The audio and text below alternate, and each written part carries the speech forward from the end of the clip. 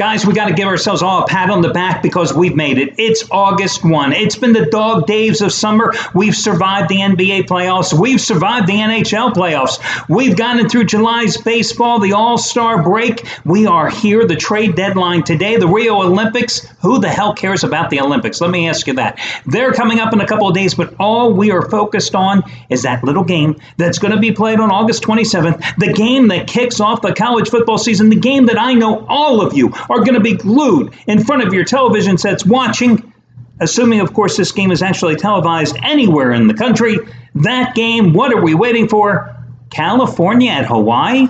Seriously? California and Hawaii? The Golden Bears, a 21.5-point favorite against Hawaii?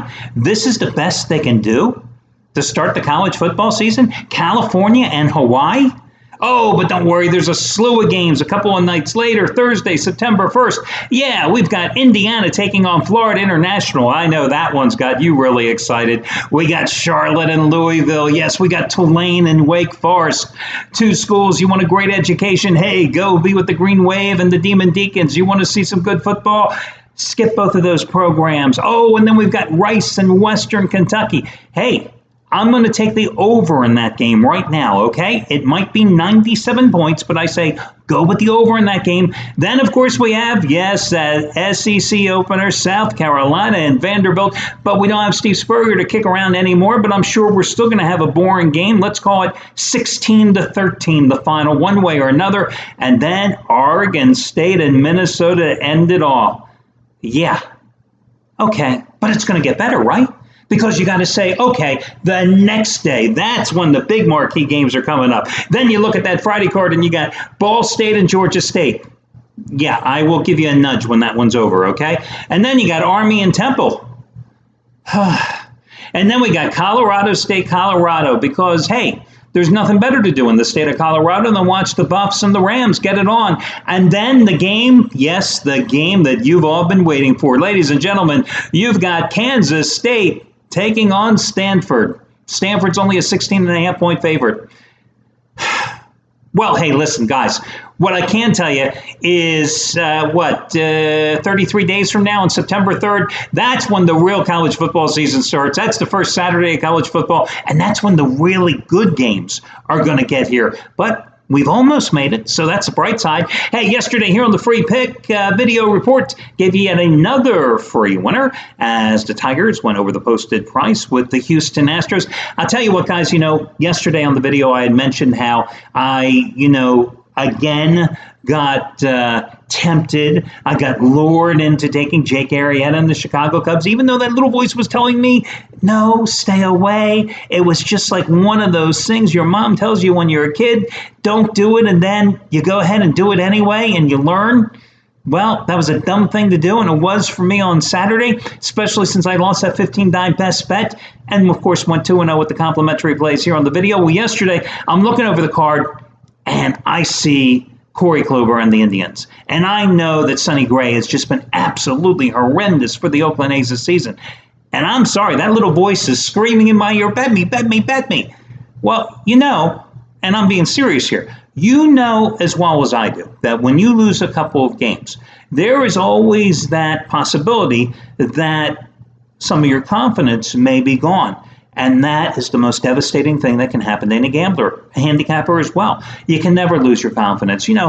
Yes, it's good to know that you're going to win games, you're going to lose games over the course of the week, over the course of the month, over the course of the season.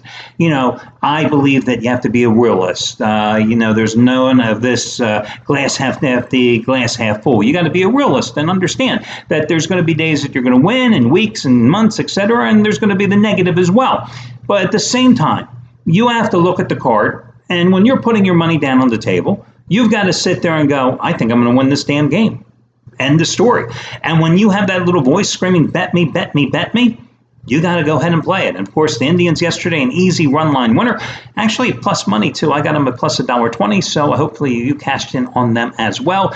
Today, the complimentary play, I'm going to take the red-hot Milwaukee Brewers against the San Diego Padres, because right now, I can just envision what the San Diego Padres locker room is like. Everybody is wearing those, hello, my name is, and they're introducing each other, hey, Hey, how you doing? My name's Scott. I'm playing left field today. You're Adam. You're playing second base. Very nice to meet you. You came from the Marlins? Oh, yeah, I came from the Rangers. They're having a fire sale in San Diego right now because they have nothing else to do, and they don't have any talent on that team right now. I do like the way the Milwaukee Brewers are playing right now. They're coming off a 4-2 win on Sunday against the Pirates to cap a 3-game sweep of Pittsburgh at Miller Park, closing their homestand on a 6-1 roll. Padres, meanwhile, lost 3-2 yesterday to the Reds. They scored 4 runs while losing 2 of 3 to the Reds at home over the weekend. And of course, they traded their number one offensive star, Matt Kemp, and his 23 homers to the Atlanta Braves, and basically what was a salary dump over the weekend as well. Now, one of the guys they picked up in another trade this weekend, where they sent Andrew Kashner and Colin Ray, is that the guy they sent? I can't remember his last name, to Miami. They picked up Jared Cosart from the Marlins. He's going to be making his 5th start of the season. Listen, 4 starts for the Marlins this year. He had a 5.95 earned run average. He mainly was a AAA pitcher for them, for their New Orleans AAA club. He made 10 starts. He had an earned run average a little over 4.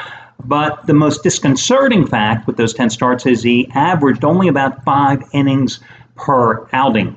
Milwaukee is going with Jimmy Nelson. The good news is he has a 1.83 career earned run average in 3 previous starts against the Padres. The bad news is he's coming off a horrendous start against Arizona in his last outing, only lasted 4 2/3 innings, gave up 8 hits and 8 runs, and the Brewers have lost 8 of his last 10 starts. And he's one of these guys who I always mention the home-road split differential when it comes to their pitching performances.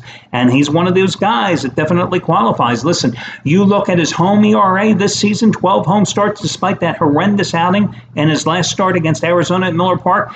He still has a 2.62 earned run average in 12 home starts. But on the road this season, awful. 4.69 earned run average. Same thing last year, 3.49 earned run average at home, 4.76 ERA on the road. All that being said, I like the way the Brewers are hitting the ball. I think Milwaukee is by far the more talented team. San Diego is a team that basically is playing out the string, and they're playing out the string right now while they're trying to rebuild the franchise on the fly. So going with Milwaukee, that's going to be your complimentary play as a pretty much a pick 'em. And they'll probably go off as a road favorite, I'm sure, by the time this one starts, because the Padres will probably, trade their entire infield before game time. That'll do it, guys. I wish you well and talk to you again tomorrow when we do this one more time.